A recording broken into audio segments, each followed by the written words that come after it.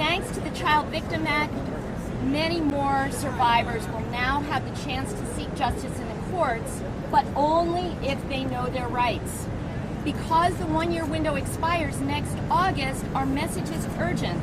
And so I hope every person here will share the ad and our website, and I'm going to say it slowly, safehorizon.org/Child Victims Act.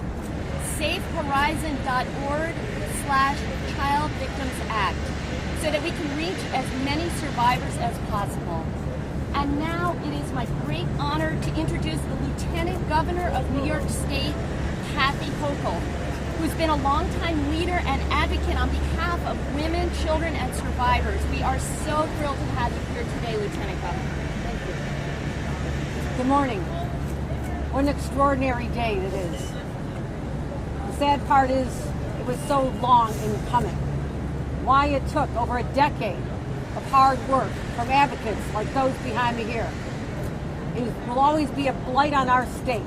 But it wasn't until a new Senate was sworn in this past January when a whole new era of transparency and disclosure and willingness of individuals to come forward with their own powerful stories that Governor Cuomo and I were able to get this over the finish line. One of the proudest days of my tenure as Lieutenant Governor was presiding on January 28th. And I looked up in the chambers. In the gallery, I saw hundreds of individuals who, as young children, as teenagers, had been abused by adults that they had put their trust in. And they finally knew that on that day, the scales of justice were no longer tipped in favor of the child abusers, but in favor of the survivors. That is why that day was so significant. And I want to thank Ariel Zwang and all our partners, the advocates at Safe Horizon, for being on the forefront of these battles. We work together to change the laws so young people on college campuses can be protected when we pass Enough is Enough. We've been fighting together to eradicate domestic violence for decades. But now, finally, there is a message that starting tomorrow I want to make sure is heard loud and clear all across this state. If you in your depraved heart had the audacity to touch a child, and I don't care if it was 50 or 60 years ago, your day of reckoning is now. And I will say there is a special place in hell for anyone who is in an adult position of authority and supposed respect, whether you're a member of the clergy, a teacher, a scoutmaster, a family member, or a neighbor. You are no longer protected, and you can no longer hide in the shadows. And the institutions that protected you are also going to meet their just due as well. Institutions that knew about this behavior and allowed individuals to hide and be covered up and sometimes move from different place to different place. That era is over. It was never okay then, it's not okay now, and it'll never be okay here in the state of New York. And so I am proud that we're able to have a whole new day. But so much of it came forth because of the courage of individuals and fighters who've been on the front lines for so long. Senator Brad Hoylman, Assembly Member Linda Rosenfeld never gave up the fight. They never gave up hope, despite the odds being against them because of the composition of the Senate for too long. That era is over.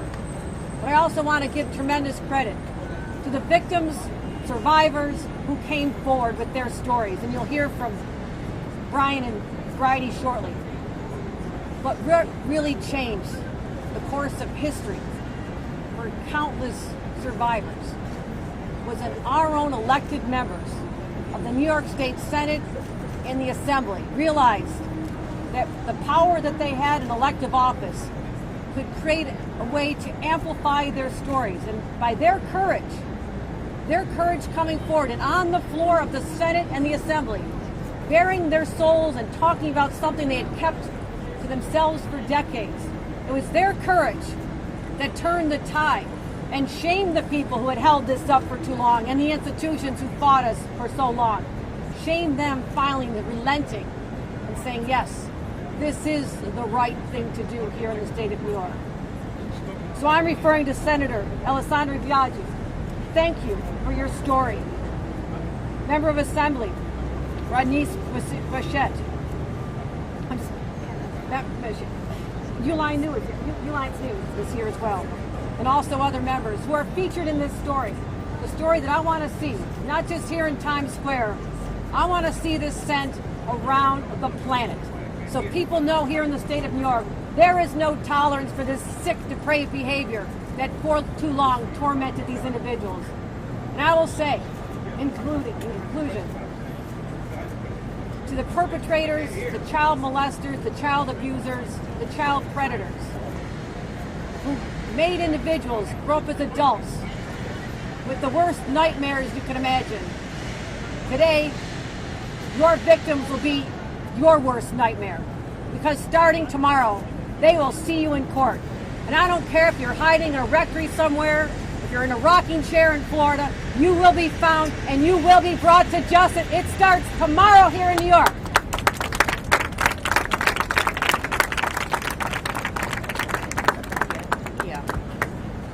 Excuse me, is there one microphone that can be not plugged in here that we can all hear from? Ask you the question. Ask you the question. Thank you, Lieutenant Governor Hochul. And now we've heard so many wonderful things about Assembly Member Linda Rosenthal. I won't repeat them. Thank you for being here. Good morning. I'm Assembly Member Linda B. Rosenthal. I represent the 67th Assembly District, which is the Upper West Side and parts of Hell's Kitchen. And I am the prime sponsor in the New York State Assembly of the Child Victims Act. And I could not be more thankful that I had the opportunity to pass this on the floor of the Assembly, not once but twice, but that the Senate passed it as well. And I am so proud of what state government did to help all sorts of survivors, including my very great colleagues in the Senate and Assembly. We have been waiting for this day for almost 14 years. The fight has been going on in the state legislature. We have been blocked by powerful and mighty institutions that were scurrying to protect their butts. But you know what? Time is up. Time is up for all of them who protected the abusers. Time is up for the abusers, wherever they may be, because they will be brought to account in court starting tomorrow. So there's a 1-year window. You can file tomorrow. You can file in 6 months. You have now the latitude of 1 year in which to file against your abuser, be heard in court, say your truth out loud, and hopefully you can find some peace and healing. I'd like to thank Safe Horizon for its dogged advocacy for so long on this and so many other issues. This is one of the most important issues of justice in our time, and I'm proud to be a small part of it. Thank you. Thank you, Assembly Member. I'd like to welcome now Bridie Farrell, a former Olympic skater who is a courageous survivor who's been a tireless voice for justice. Bridie. Hi everyone, my name is Bridie Farrell. 2,319 days ago, I came forward on National Public Radio and disclosed that at 15, I was sexually abused by my then 33-year-old teammate and 4-time Olympian, Olympic silver medalist, Andy Gable. The following day in the Chicago Tribune, he admitted the abuse. I then had a sit-down meeting with the CEO of the United States Olympic Committee, who said I should go back to New York and press charges. Well, we all know that I did not have that ability. And my inability to hold the man who molested me hundreds of times accountable weighed on my shoulders because he was still in our ice rink. And it is those same abusers that have been in our schools, that have been at our Thanksgiving Day tables, that have been in our churches. But finally, with the work of so many of my brother and sister survivors, we have made this legislation pass. It's a huge day for all of us, and you'll see from the sign that we can now move forward in the court of law. I have thought about this day for a long time, and I want everyone watching this to know to take your time, Like, the choice is yours. For the first time in my life at 37, I have agency over my own body. And so does everyone else that's watching this. So take your time. Find counsel that you trust and that you can work with. Move forward if you want to. You don't have to. And then also, to whatever other issue is passionate to you, don't give up. Whatever it is. About 2 years ago, I quit my job and founded New York Loves Kids, a nonprofit dedicated to passionless. And with the help of so many people here, like Amelia Tramontano and Jessica Shafroff, in an RV we drove across the state without heat, we were able to do a grassroots effort to get us here today. So I thank everyone for their work and the bill sponsors for making this happen. And I ask everyone that can relate to my story to also come forward and move forward in the way that's healing and most peaceful for you. So thank you. Thank you, Bridie. And now I do want to introduce the survivors who are here with us today who have helped with the PSA, which you're about to see. Brian Toll, State Senator Alessandra Biaggi, New York State Assembly Member Rodney Bichot, and New York State Assembly Member Yuling Liu. Please join us at the podium.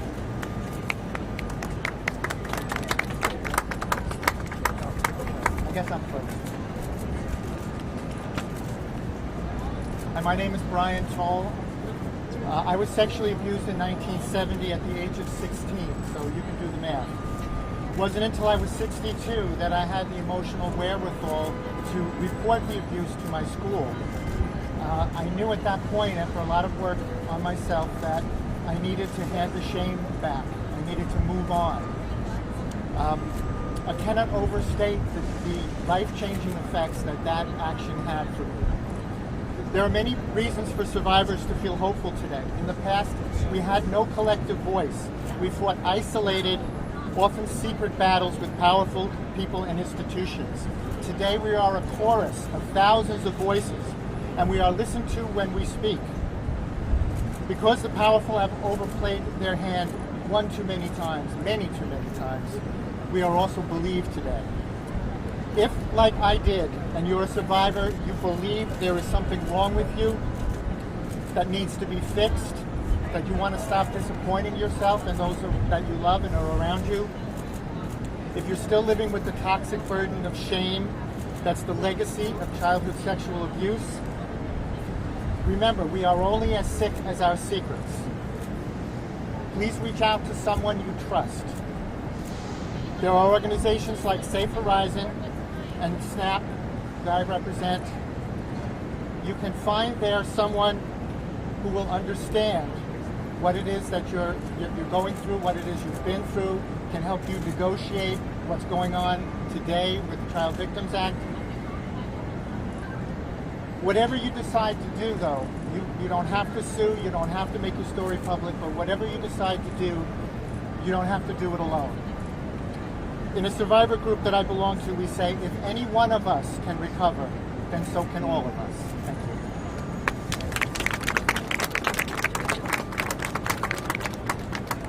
you. Good morning. My name is Alessandra Biaggi, and I am the state senator from District 34. I am also a child sexual abuse survivor. And as you've heard me say several times in different capacities, I truly did think that I would go to my grave with the words I just shared with all of you. That is the tricky part of shame. It tricks you into thinking that you're alone. It makes you believe that there's something wrong with you, or that you're damaged, or that you're not worthy. But I stand here before all of you today to say that not only are you worthy, but finally, if you so choose, you have the ability to seek justice in our courts. And the message to abusers is loud and clear. There is no place for you to hide in the state of New York any longer. I want to thank the work of Safe Horizon, as well as the Assembly sponsors and the Senate sponsors, my colleagues in government, and all of the individuals that you've already heard from and will hear from. It is without them, we would not be here today. although it should not have taken us as long as it did, because the time is always right to do what's right, and New York is finally on the right course. I want to just end with a very short few sentences from a book that I find to be incredibly poignant. Begin healing others. It sets off waves that connect us to those who have healed in the past and those who will heal in the future. When we heal ourselves, it gives strength to those who need more support to take on their own personal healing journey. What we do reverberates through time and space like a rock thrown into a lake. The circles it creates move in all directions, and that is exactly what we are doing today. We are beginning to heal all of those individuals who have been at the hands of abusers. Thank you very much.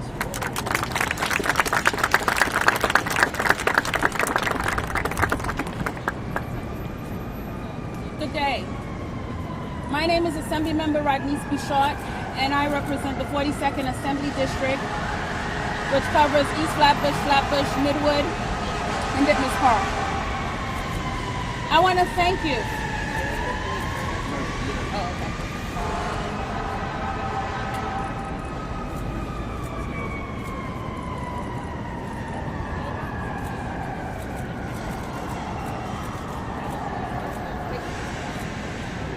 Hello, my name is Rodney Bichot, Assembly Member representing parts of Brooklyn, East Flatbush, Ditmas Park, and Midwood. And I want to thank you for doing this. It's an honor to be here today in full support of the launch of Child Victim Act rollout, where those who were sexually abused as children, just like me, just like many of us, have an opportunity to seek justice. Tomorrow will mark the first day of the one-year look-back window, which will give those who chose to rightfully seek justice an opportunity to do so. I would like to recognize all survivors who are here with us today, Lieutenant Governor Kathy Hochul, the sponsors of this bill, Assemblymember Linda Rosenthal, and Senator Brad Hoylman for carrying this bill all the way to the finish line. Of course, I want to give thanks to the original sponsor, Margie Markey,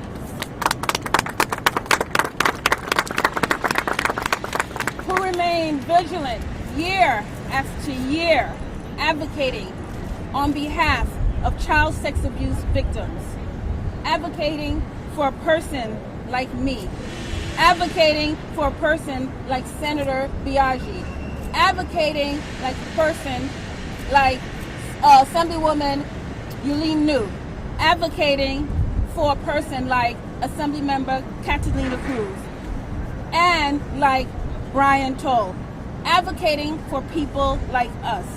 After 13 years of a long fight in the New York State Legislature, we finally did it.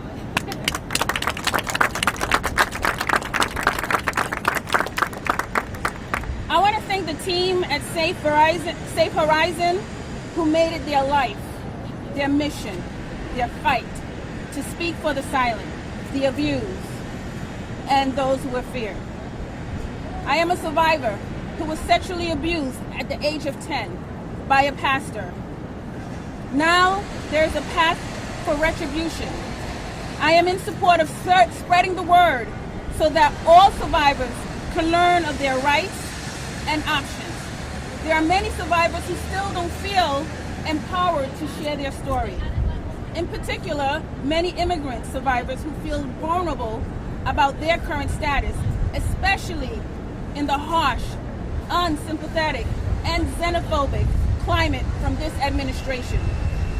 I say to you, those in my community, ou pas besoin paix, ou gen droit, sou te abusé sexuel, comme yon ti moun, ou kap cherche justice.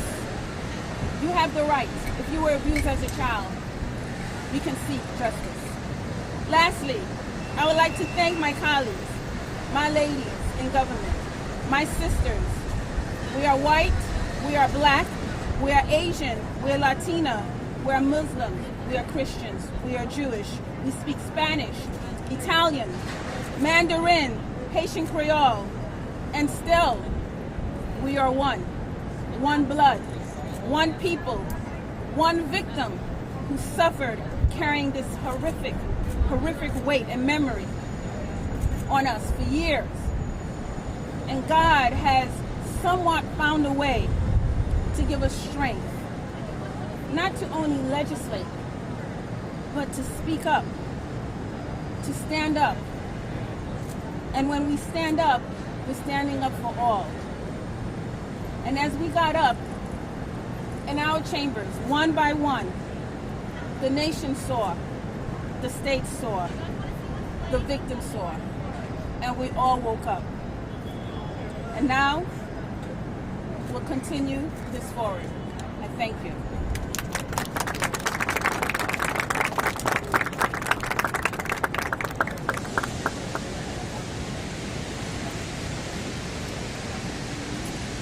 So tomorrow marks the first day of the year-long look-back period under the Child Victims Act. Survivors of child sex abuse will be able to bring cases against their abusers regardless of how long it has been since the incident occurred.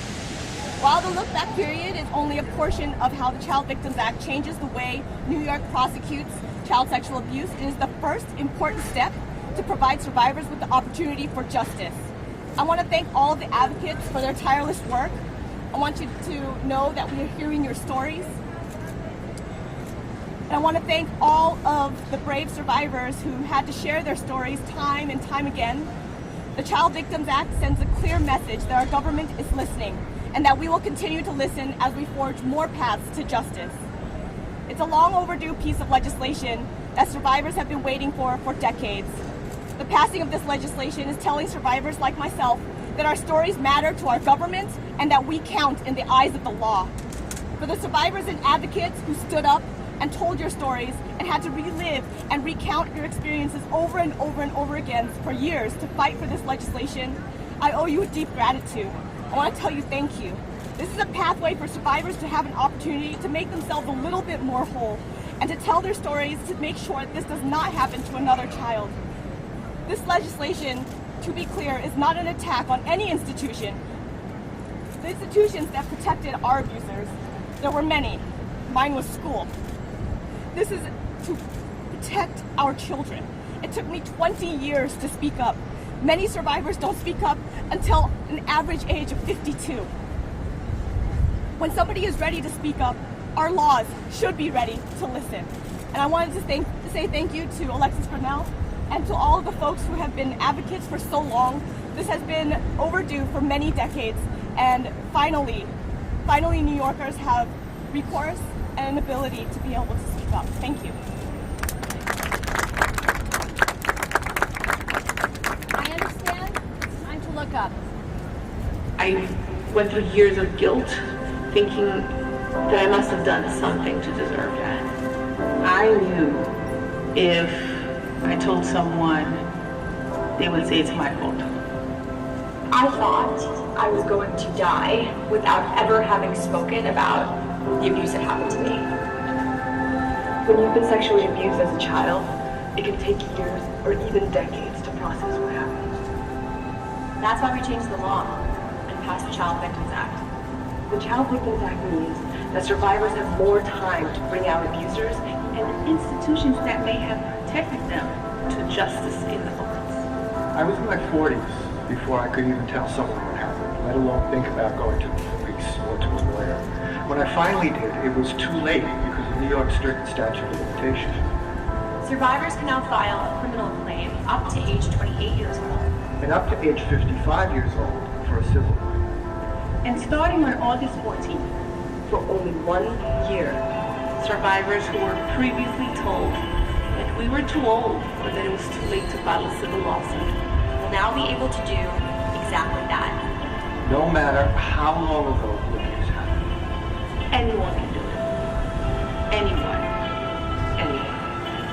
Every survivor has the right to pursue justice in the courts if that's what's right for you. Find out more about the Child Victims Act by going to safehorizon.org. Even if it's just to talk to someone. Because that's what I did. But remember, whatever you decide to do, it's up to you. And you're not alone. because now it's our choice. It's our choice. Our choice.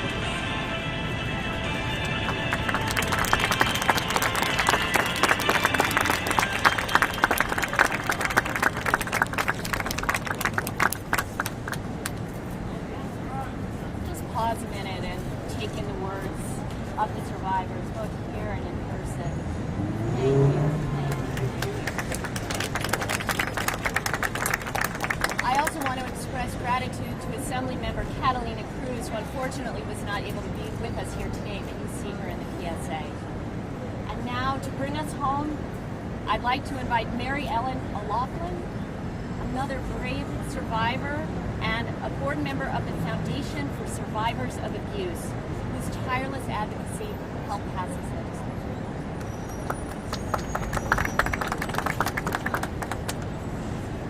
Good morning. My name is Mary Ellen O'Loughlin. I'm the Executive Director for the Foundation for Survivors of Abuse. We work across the country to bring about change and statute of limitation reform for child sexual abuse. The work done here in New York was over a long period of time, much too long. But New York finally joins many other states that have moved forward in reforming their statute of limitations laws. My stepfather sexually molested me on several occasions. I later learned that he had abused my siblings as well. He must be held accountable, and his name must be part of public record. I'm convinced that there are other victims. There's never just one. In which case, someone may come forward, and I want them to have the ability to have discovery of his name on the records for corroborating evidence. This piece of the legislation is vital for those who are in the ages where they may not be ready to come forward. Not all perpetrators are tied to institutions. They are fathers and brothers and mothers and sisters, uncles and aunts. We need lawyers to step up for us. The institutions have been advertising to exclusion for any cases related to institutions. Why? Because of the money. I sat in many legislators' offices over the last 5 years saying, no, it's not all about the money. For me, it's not about the money. It is that he must be held accountable for what he did to my family. And I will hold him accountable on behalf of all of us, but more importantly for me. We need lawyers to step up. We need you to help us with our cases as well. There's not a lot of money, but it is extremely important not just to hold him accountable, but to get his name and other names like his in similar situations on public record for future discovery. Thank you to all of you here today. Every one of you. We all have each other now, which is another amazing outcome of this entire process. And we will move forward. Tomorrow's our day. Tomorrow's our day. We have more to do.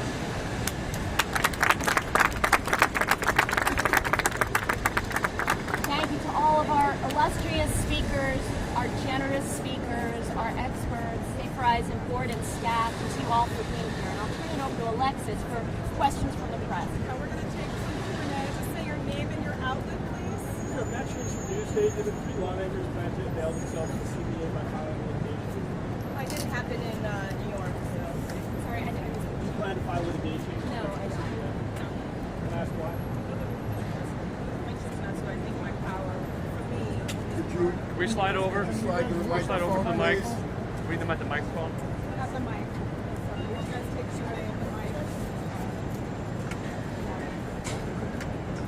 I said that I chose not to file any suit because I feel that for me personally, my strength, my power was in this bill.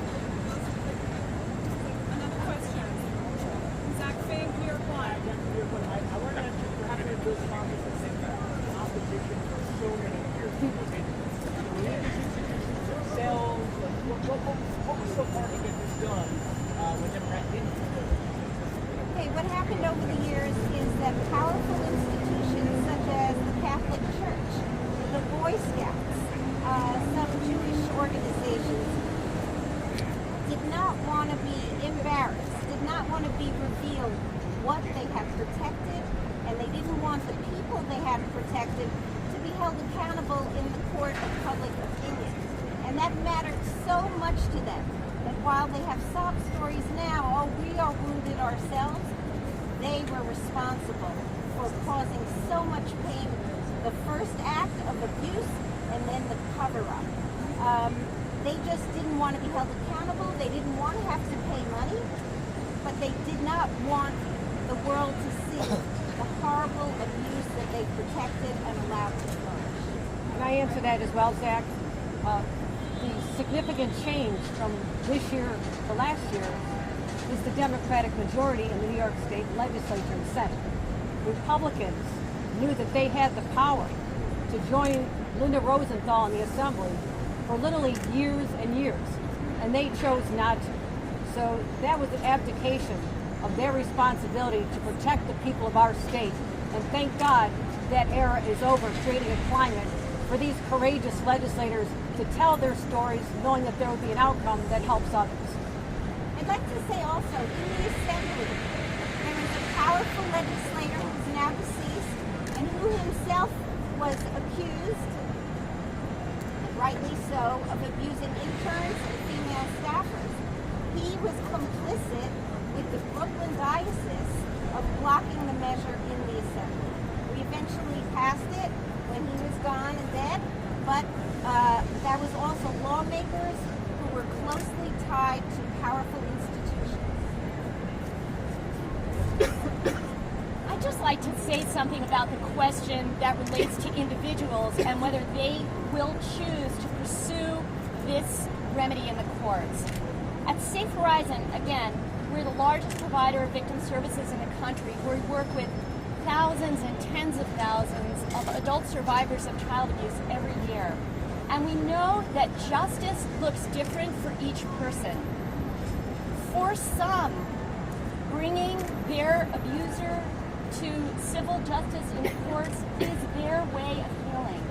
And for others, there are many other valid choices and many other paths to healing.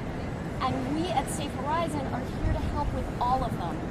That's why it's so important that you make public SafeHorizon.org Child Victims Act. It's not only about suing, it's about finding healing, and there are many, many ways to do that, and we honor each survivor's individual choice and circumstances. More questions? Anyone else? Wow. Can you say your name and outfit? With WNYC.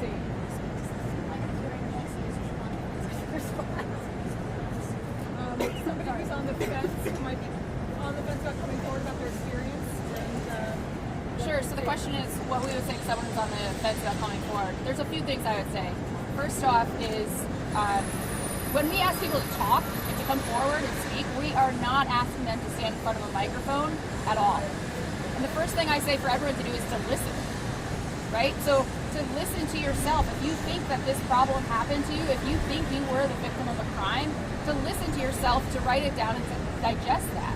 For someone on the fence, I would suggest that they contact someone, an organization like Safe Horizon, an organization like SNAP, that's a national organization, because the decision to proceed is so personal and so unique. And I liken it to, don't try this at home, don't try and like WebMD this, try and self-diagnose. I mean, all of us are standing up here saying we didn't know we were victims of a crime until years later. And the amount of times that I speak and grown men come up to me and ask for my validation if they were sexually abused as children. So I say to anyone who's thinking about this, anyone wondering, to call someone, to call Safe Horizon, SNAP, New York Lesbians, Foundation for Survivors of Abuse. There are lots of organizations out there. Additionally, when someone comes forward, they have the opportunity to come forward as a Jane or a John Doe. You don't have to be on a billboard in Times Square. You can come forward and make real significant difference in your communities and in your lives in the way that's best for you. And I think the question directed at some of the other survivors out here, if they're going to make lawsuits themselves, for each person, it's an individual choice. And you're asking a lot for someone to come up and for us to tell the most horrific moments of our lives. So I think that really needs to be taken into account when someone asks, are you going to sue? Because there's a lot more to it to that. The other thing I would add to that that's important is to choose a lawyer and a law firm that is sensitive to the issue. There are details that need to be documented. Those details are difficult. Some of these details I've only just started myself. I've been in and out of therapy since I was 17. Some of these details I never discussed with even my therapists over the years. So approach this in a thoughtful way. Go to someone first who's going to provide you that soft place to fall to talk about this, those ears, Safe Horizon, others, many others, and then choose a law firm that's familiar with this kind of issue as well. I can speak from my own experience and also from speaking to many, many survivors over the years. And regardless of what you do, when you do turn the shame back where it belongs and you hear somebody acknowledge that it wasn't your fault, your life changes. My dreams and hopes froze at 16. It was only 3 years ago that they started to thaw out. And I inhabit my life now. My life is full and nothing has changed but my attitude towards my life. So it is a life-changing experience. You don't have to go anywhere with it, but it is a gift. You give to yourself. How often are these ads running? Who's paying for them? Where are they? This is donated from Clear Channel, and it's going to run for the next month at Times Square on rotation, 5 minutes on the hour, spread out throughout the hour. And Safe Horizon will also be pushing out on social media. Right. But that's why we thank your channel. We couldn't possibly pay for this. I should also add, there will be ads in Spanish, Mandarin, Chinese, and Haitian Creole, things to be multilingual. Will they be audio also be black and white as well? The video won't be playing with stills. And it won't just be on the Jumbotron, but we have television or the subway or anything. Digital. We'll be buying ads in digital space. Digital space, but. Can you give us a double example like Facebook, Twitter, Correct. Instagram? Exactly that. Those three? Yeah. There will probably be more announcements of other partnerships out there. Other questions? But if you know any networks that would like to donate space, We are all about the free space. Yeah. I would just ask, actually, maybe it'd be helpful to clarify, because it's a confusion we get a lot of the reporting about who the window applies to. So just to be crystal clear. Could you step to the mic? Step over. Could you talk into the mic? Michael, go up and do that, please. Michael, explain how the window works, please, for everyone, so reporters are very clear. This is Michael Pollenberg, VP of State Government Affairs and State Horizon. Hi. So this is how the one-year window works. In New York State, until this law was passed, once survivors turned 23, the vast majority had no recourse to justice. Whether they wanted to bring criminal charges, whether they wanted to file a civil lawsuit, the statute had ended for them and there was no opportunity. So what the window does is for survivors who turned 23, who are 23 or older, when the law was signed by the governor in mid-February, so the window opens tomorrow, for all survivors who are already 23 or older, it allows them 1 year to file a civil lawsuit. They don't have to have the case resolved in a year. They just have to file the case sometime between tomorrow and 365 days from tomorrow, and they can begin the process of filing challenging and bringing an abuser to court in the civil proceeding. It does not apply to criminal. It only applies to civil. Can a litigant have been any age when the person is abused? Yes. So it would be a 30-year-old person. It would not be a child. Right. So the survivor had to have been abused as a child, but the survivor doesn't have to still be a child to file a civil lawsuit. It's really for anyone who is already 23 when the law was signed by the governor. They otherwise, without this 1 year window, this is why we fought so hard for it, and this is why we insisted that no bill move forward in Albany without the 1 year window. And it's a credit to the lawmakers and to the governor's office that they were in complete agreement with us. A child is someone under the age of 18 in New York State. What's the window expires? Do these folks have any recourse? No. If you were already, that's why it's a 1 year window. Now, there are states around the country that have passed windows of a longer term or have passed windows year after year. What we're facing right now in New York is 1 year, starts tomorrow, when survivors who are 23 or older when the bill was signed into law can file a civil lawsuit.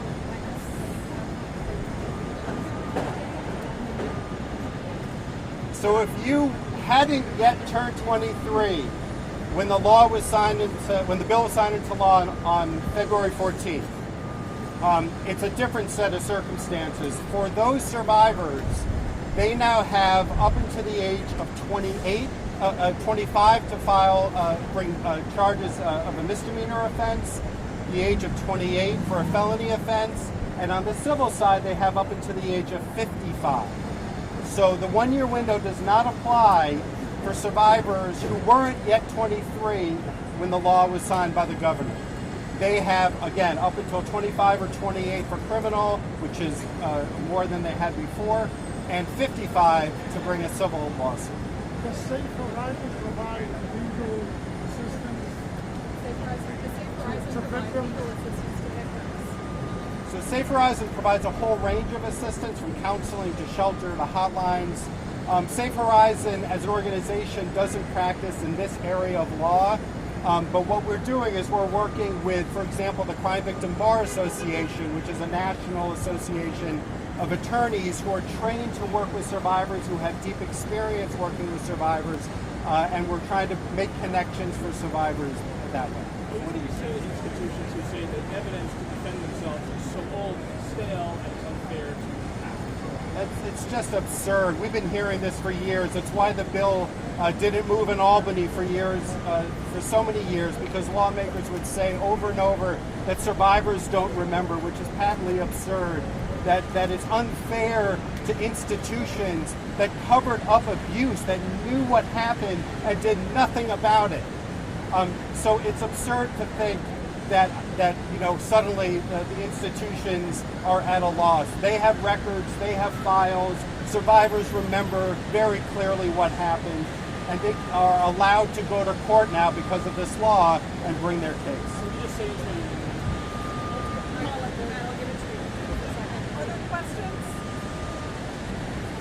I think we're clear on the law. That was important to do. Other questions about the law, please get in touch with us.